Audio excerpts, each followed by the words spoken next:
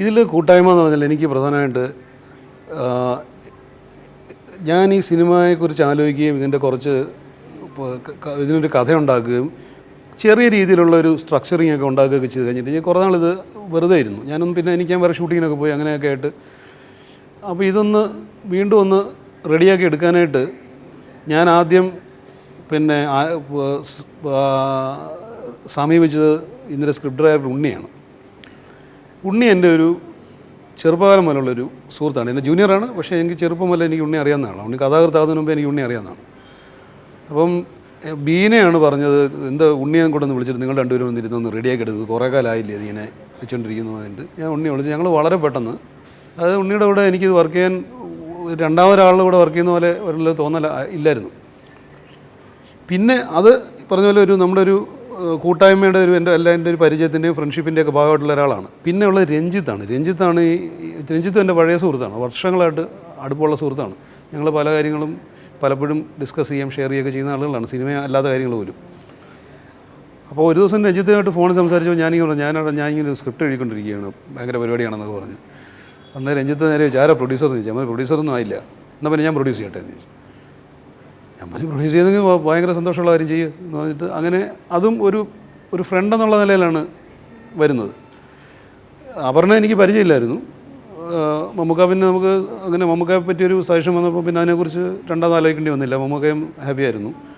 പിന്നെ എനിക്കൊരു നല്ല ടീമുണ്ടായിരുന്നു. ഞങ്ങളെല്ലാം ഒരുപാട് പേര് ഞങ്ങൾ ഒന്നിച്ചിരുന്നിട്ടൊക്കെയാണ് കാര്യങ്ങളൊക്കെ സംസാരിച്ചത്. എൻ്റെ അസിസ്റ്റൻസ്, എൻ്റെ ക്യാമറ അസിസ്റ്റൻസ്, എൻ്റെ ഡയറക്ഷൻ അസിസ്റ്റൻസ്, പിന്നെ നമ്മുടെ അതായത് എന്താ പറയുക, നമ്മളിപ്പം വളരെ താന്ന രീതിയിൽ പറയുന്ന ചില ആളുകളുണ്ട് സിനിമയിൽ, ലൈറ്റ് ബോയ്സ് വരെ എന്നൊക്കെ പറയും. പക്ഷേ ഈ ലൈറ്റ് ബോയ്സ് എന്നൊക്കെ പറയുന്നത്, അല്ലെങ്കിൽ ലൈറ്റ്മെൻ അല്ലെങ്കിൽ ഇലക്ട്രീഷ്യൻസ് എന്നൊക്കെ പറയുന്നത് ഒരു ഫിലിം മേക്കിങ്ങിൽ നമ്മളെ ഭയങ്കരമായിട്ട് ഇൻഫ്ലുവൻസ് ചെയ്യുന്ന ആളുകളാണ്.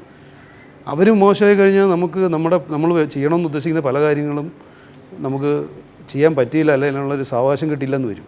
അപ്പോൾ എനിക്ക് ആ രീതിയിലൊക്കെയുള്ള ഒരുപാട് സപ്പോർട്ട് സിനിമ കിട്ടിയിട്ടുണ്ട്. എൻ്റെ ക്രൂ ഒക്കെ വളരെ നല്ലതായിരുന്നു. അപ്പോൾ എനിക്ക് ഈ ഡയറക്ഷനും ക്യാമറയും ഒന്നിച്ച് ചെയ്യാനും ഒന്നും എനിക്ക് ഈ ശാരീരികമായിട്ട് കുറച്ച് സ്ട്രെയിൻ ഉണ്ട് എന്നല്ലാതെ മാനസികമായിട്ട് എനിക്ക് അതിനകത്ത് ഒരു ടെൻഷനും ഉണ്ടായിട്ടുള്ളത്. ഒരു കൂട്ടായ്മ തീർച്ചയായിട്ടും ഉണ്ടായിരുന്നു എൻ്റെ അത്. ഇല്ല, ഇത് ഫ്രെയിമിൻ്റെ മാത്രമല്ല, അതായത് എനിക്കതിനകത്ത് 3 ഫാക്ടേഴ്സ് ഉണ്ടായിരുന്നു. ഒന്ന്, പിന്നെ ഇതിൻ്റെ ഐഡിയ എൻ്റെ ആയതുകൊണ്ട് ചില കാര്യങ്ങൾ ഞാനിങ്ങനെ അല്ലാതെ തന്നെ ക്യാമറമാനും ഡയറക്ടറും എന്നുള്ളതിനുപരി തന്നെ ഞാൻ കൺസീവ് ചെയ്തിരിക്കുന്ന ചില സെറ്റപ്പും ചില സീൻസും ചില ഷോട്ട്സും ഒക്കെ നമ്മുടെ മനസ്സിൽ കാണുമല്ലോ. അത് ഞാനൊരു ക്യാമറമാനും കൂടെ ആയതുകൊണ്ട് എന്നെ അത് കൂടുതൽ സഹായിച്ചിട്ടുണ്ട്. പിന്നെ ഇതിൻ്റെ ആക്ച്വൽ എക്സിക്യൂഷനിൽ നമുക്ക് എപ്പോഴും നമ്മൾ ഉദ്ദേശിച്ച പോലെ തന്നെ അതായത് ഒരു സ്ക്രിപ്റ്റ് റൈറ്റർ എന്നുള്ളതല്ല, ഞാൻ കണ്ട ചില കാര്യങ്ങൾ നമുക്ക് അവിടെ വരുമ്പോൾ ചിലപ്പോൾ ചെയ്യാൻ പറ്റില്ല എന്ന് വരും. ഇത് ഞാൻ തന്നെയാണ് ഇതിൻ്റെ ക്യാമറമാൻ എന്നുള്ളത് കൊണ്ട് എനിക്കതുകൊണ്ട് ഗുണമുണ്ടായിട്ടുണ്ട്, ചിലപ്പോൾ ദോഷം ഉണ്ടായിക്കാണ്. കാരണം വെച്ചാൽ എനിക്ക് ഡിസ്കസ് ചെയ്യാനായിട്ട്, സീരിയസ് ആയിട്ട് ഡിസ്കസ് ചെയ്യാനായിട്ട് പിന്നെ ഉള്ളത് എൻ്റെ അസിസ്റ്റൻസാണുള്ളത്. ഒരു സീനിയർ ടെക്നീഷ്യൻ എന്നുള്ള നിലയിൽ ഓഫ് കോഴ്സ് ഇതിൻ്റെ അസോസിയേറ്റ് ഡയറക്ടറുണ്ട്, ഞാൻ പുള്ളിയായിട്ട് കാര്യങ്ങളൊക്കെ ഡിസ്കസ് ചെയ്യുമായിരുന്നു. എൻ്റെ അസോസിയേറ്റ് ക്യാമറയിലുള്ള എൻ്റെ അസോസിയേറ്റ് ഡയറക്ടറുണ്ട്, അയാളുമായിട്ട് ഞാൻ ഡിസ്കസ് ചെയ്യുമായിരുന്നു. പക്ഷേ ഈ പറഞ്ഞ പോലെ ഒരു റെസ്പോൺസിബിൾ സിംഗിൾ പേഴ്സൺ എന്നുള്ള നിലയിൽ ഒരു ക്യാമറമാൻ ഉണ്ടായിരുന്നെങ്കിൽ ചിലപ്പോൾ എനിക്കതുകൊണ്ട് ഗുണമുണ്ടായിരുന്നു. പക്ഷേ അതില്ലാത്തതുകൊണ്ട് എനിക്ക് പ്രത്യേകിച്ച് കുഴപ്പമൊന്നും ഉണ്ടായെന്ന് എനിക്ക് തോന്നുന്നില്ല. ഇത് താരതമ്യം ഒന്നാമത് രണ്ട് സിറ്റുവേഷനിലാണ് ഈ 2 സിനിമകളും ഉണ്ടാകുന്നത്. ഒന്ന്, ഞാൻ പറഞ്ഞില്ലേ, ഒരു 15 കൊല്ലം മുമ്പ് MD സാറിനെ പോലെ ഒരാൾ, അതായത് ആളുകൾ MD സാറിൻ്റെ പുറമെ MD സാറിൻ്റെ സ്ക്രിപ്റ്റ് കിട്ടാൻ വേണ്ടി ക്യൂ നിൽക്കുന്ന കാലമാണ്. അപ്പോൾ സാർ എന്നെ ഒരു ദിവസം ഫോൺ ചെയ്തിട്ട്, വേണം ഒരു പടം ചെയ്യണം, ഞാനൊരു സ്ക്രിപ്റ്റ് എഴുതിയിട്ടുണ്ട്, ഒരു പ്രൊഡ്യൂസറുണ്ട് എന്ന് പറയുമ്പോൾ എനിക്ക് അതിനെക്കുറിച്ച് രണ്ടാമത് ചിന്തിക്കേണ്ട ആവശ്യമില്ല. എന്താണ് കഥ എന്നോ എന്താണെന്നോ ഒന്നും ഞാൻ ആലോചിക്കേണ്ട കാര്യമില്ല. പക്ഷേ അതിൻ്റെ അകത്തുള്ളൊരു വേറൊരു സംഗതി എന്താണെന്ന് വെച്ചാൽ, അങ്ങനെ ഒരു പടം ഉണ്ടാക്കുമ്പം അത് എൻ്റെ ഐഡിയ അല്ല, എനിക്ക് അതിൻ്റെ അകത്ത് ഒരുപാട് അവകാശപ്പെടാനൊന്നുമില്ല. വേറൊരാളുടെ ഐഡിയ ഞാനത് ചിത്രീകരിക്കുന്നു എന്നുള്ളത് മാത്രമേ ഉള്ളൂ. പക്ഷേ ഈ കാര്യത്തിൽ അങ്ങനെയല്ല. എനിക്ക് ഇതിൻ്റെ അകത്ത് കുറച്ചുകൂടെ ഇൻവോൾവ്മെൻ്റ് അല്ല, എനിക്ക് കുറച്ചുകൂടെ എന്താ പറയണ്ടേ, ഈ സിനിമയായിട്ട് കുറച്ചുകൂടെ അടുപ്പം വരാൻ കാരണം എന്താ വെച്ചാൽ, ഇത് എൻ്റെ സ്വന്തം ഐഡിയയാണ്. എൻ്റെ ഐഡിയ ഞാൻ തന്നെ സിനിമയാക്കുമ്പോൾ ഉണ്ടാകുന്നൊരു വ്യത്യാസവും വേറൊരാളുടെ ഐഡിയ നമ്മൾ സിനിമ ഉണ്ടാക്കുമ്പോൾ തമ്മിലുള്ള വ്യത്യാസവും, അതായത് അതിൻ്റെ അകത്തൊരു ഒരു ആത്മീയമായ വ്യത്യാസമുണ്ട്. അപ്പം എക്സ്പീരിയൻസ് പറഞ്ഞാൽ എന്നെ സംബന്ധിച്ചോളം ഞാൻ സിനിമ ശരിക്കും ചെയ്യാൻ ഇപ്പോൾ എനിക്ക് ഒരുപാട് കാര്യങ്ങൾ എനിക്ക് പഠിക്കാൻ പറ്റിയൊരു സിനിമയാണിത്. ഞാനിതിൻ്റെ അകത്ത് അതിൽ പഠിച്ച പല കാര്യങ്ങളും അതിൽ ചെയ്ത പല മിസ്റ്റേക്കുകളും നമ്മൾ ഇതിനകത്ത് വരാതെ നോക്കും. ഇപ്പം എപ്പോഴും എക്സ്പീരിയൻസ് ആണല്ലോ നമ്മുടെ. ഇപ്പം അങ്ങനത്തെ ഒരു സിനിമ ചെയ്ത എക്സ്പീരിയൻസ് പറഞ്ഞാൽ ഒരു വളരെ വലിയ എക്സ്പീരിയൻസ് ആണത്. ആ എക്സ്പീരിയൻസ് എനിക്കിതിന് ഒരുപാട് പ്രയോജനപ്പെട്ടിട്ടുണ്ട്. ചില കാരണങ്ങളുണ്ട്. ഞാൻ എം ടി സാറിനെ കുറച്ച് സാറ് ഡയറക്ടർ ചെയ്ത അടക്കമുള്ള ഒന്ന് രണ്ട് പടങ്ങൾ ഞാൻ ക്യാമറമാനായിട്ട് വർക്ക് ചെയ്തിട്ടുണ്ട്. പിന്നെ സാർ എഴുതിയ കുറച്ച് പടങ്ങൾ ഞാൻ ഷൂട്ട് ചെയ്തിട്ടുണ്ട്. അപ്പോൾ ഒക്കെ എനിക്ക് സാറുമായിട്ട് എന്താ പറയേണ്ട ഒരു മാനസികമായ എനിക്ക് സാറിന് എന്നെ ഇഷ്ടമാണെന്ന് എനിക്ക് തോന്നിയിട്ടുണ്ട്. അതാണ് ഒരു കാര്യം. അല്ലാതെ ഇപ്പോൾ എൻ്റെ ഒരു കഴിവ് കണ്ടിട്ടുള്ളത് കൂടുതൽ എന്നോടുള്ളൊരു സ്നേഹം കൊണ്ട് ചെയ്തായിരിക്കും അത്. എനിക്ക് തീർച്ചയായിട്ടും. കാരണം മഞ്ജു എന്താ പറയണ്ടേ, വളരെ വളരെ ടാലൻറ്റഡ് ആയിട്ടുള്ളൊരു നടിയാണെന്നുള്ള കാര്യം ഇപ്പം മലയാള സിനിമ വീണ്ടും അറിഞ്ഞുകൊണ്ടിരിക്കുകയാണ്. അതിനെക്കുറിച്ച് യാതൊരു സംശയമില്ല. മഞ്ജുവിനെ പോലത്തെ ഒരു നടിയെ വെച്ചൊരു സിനിമ ചെയ്യാൻ പറ്റുക എന്ന് പറയുന്നത് ഒരു ഡയറക്ടറുടെ ഡ്രീമാണ്. അത് നമ്മുടെ എന്താ പറയണ്ടേ ഒരു ഇതല്ല. അതായത് നമ്മൾ അങ്ങനെ ചെയ്തുകൂടെ എന്ന് ചോദിച്ചാൽ നമ്മൾ ചെയ്യണോ വേണ്ടോ നമ്മൾ മാത്രം തീരുമാനിക്കുന്ന ഒരു കാര്യമല്ലത്. ആദ്യം അത് മഞ്ജു കൂടെ തീരുമാനിക്കണം. പിന്നെ മഞ്ജുവിന് പറ്റിയൊരു സിറ്റുവേഷൻ ഉണ്ടാകണം, കഥയുണ്ടാകണം, അങ്ങനെയൊക്കെ ഉള്ള ഒരുപാട് കാര്യങ്ങൾ. പക്ഷേ അതിനെക്കുറിച്ചൊരു സെക്കൻഡ് തോട്ട് ആവശ്യമില്ലാത്തൊരു കാര്യമാണ്. മഞ്ജു വാര്യർ അഭിനയിക്കുന്ന ഒരു സിനിമ ഡയറക്റ്റ് ചെയ്യാന്ന് പറഞ്ഞാൽ അത് നമുക്ക് വളരെ ഇൻട്രസ്റ്റ് ഉള്ള കാര്യമാണ്. സംശയമില്ലാത്ത കാര്യമില്ലേ. തിരക്കഥയ്ക്ക് ദാരിദ്ര്യം ഉണ്ടെന്നുള്ളതിന് സംശയമൊന്നുമില്ല. അത് തിരക്കഥയ്ക്ക് മലയാളത്തിൽ എന്നും ദാരിദ്ര്യം ഉണ്ടായിരുന്നു. പക്ഷേ ഇപ്പോൾ അത് കുറച്ച് കൂടുതലാണ്. അതിൻ്റെ ഒന്നാമത്തെ കാരണം നമുക്ക് ഈ പറഞ്ഞ പോലെ മറ്റ് സിനിമകളുടെ അനുകരണം നമ്മൾ അനുവദിച്ചു കൊടുത്തിട്ടുള്ള ഒരു അളവെന്ന് പറയുന്നത് ഭയങ്കര കൂടുതലാണ്. അതായത് ഇത് ശരിക്കൊരു ക്രൈമല്ലേ. ഒരു സിനിമ എടുത്തിട്ട് അതുപോലെ വേറൊരു സിനിമ ചെയ്യാന്ന് പറയുന്നത് ഇതൊരു ഒരു ഒരു കുറ്റകൃത്യമാണ്. അതാണ് ഇവിടെ നിർബാധം നടന്നുകൊണ്ടിരിക്കുന്നത്. ഏറ്റവും ഭംഗിയായിട്ട് അടിച്ചു മാറ്റുക എന്നതിന് പറയുന്നത്.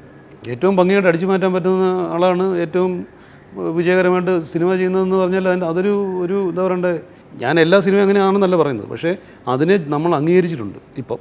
അത് ഒരു വളരെ തെറ്റായൊരു നടപടിയാണ്. മോഷണം തന്നെയാണ്. ആരെപ്പം ചെയ്താലും അത് പാടില്ല. ഇൻസ്പിറേഷൻ എന്നൊന്നും പറഞ്ഞ് രക്ഷപ്പെടാൻ പറ്റില്ല.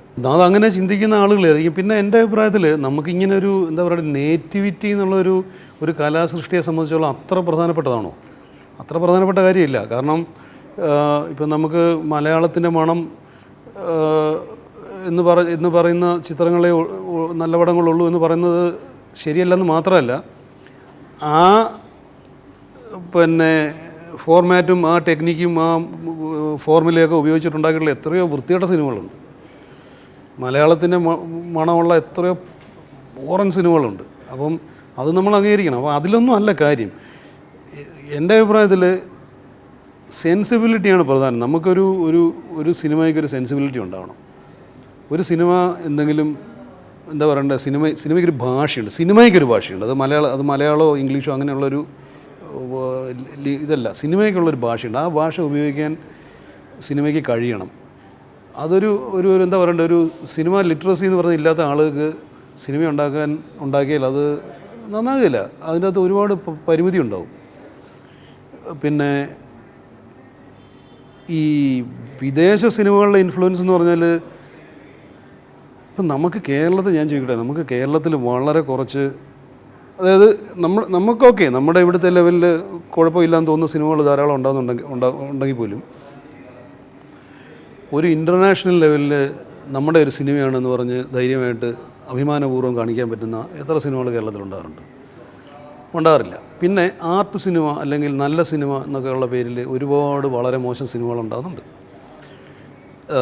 കമേർഷ്യൽ സിനിമ എന്ന് പറഞ്ഞിട്ട് ഒട്ടും കമേർഷ്യൽ ഇല്ലാത്ത വളരെ മോശം സിനിമകൾ ഉണ്ടാകുന്നുണ്ട്.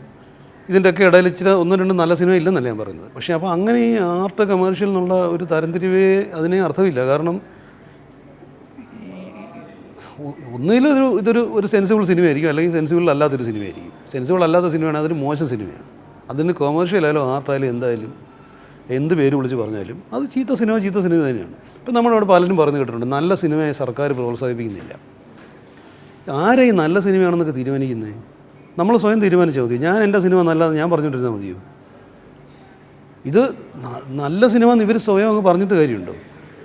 നമ്മളിവിടെ പ്രോത്സാഹിപ്പിക്കേണ്ട, എന്താ പറയുക, അങ്ങനെ സർക്കാർ ലെവലിൽ പ്രോത്സാഹിപ്പിക്കേണ്ട ക്വാളിറ്റിയുള്ള സിനിമകളൊക്കെ വളരെ കുറവ് തന്നെ ഉണ്ടാകുന്നുള്ളൂ. ഇല്ലെന്ന് തന്നെ വേണം പറയാം. നമ്മളൊന്നും ആ ഒരു ലെവലിലോട്ടൊന്നും എത്തി നോക്കാൻ പോലും അർഹരല്ല. എന്നാലും ഞാൻ പറയുകയാണ്, നമ്മളൊരു എന്താ പറയണ്ട, ഒരു മാറുമെന്ന് കാണുന്ന കാഴ്ച പറഞ്ഞൊന്നുമില്ല.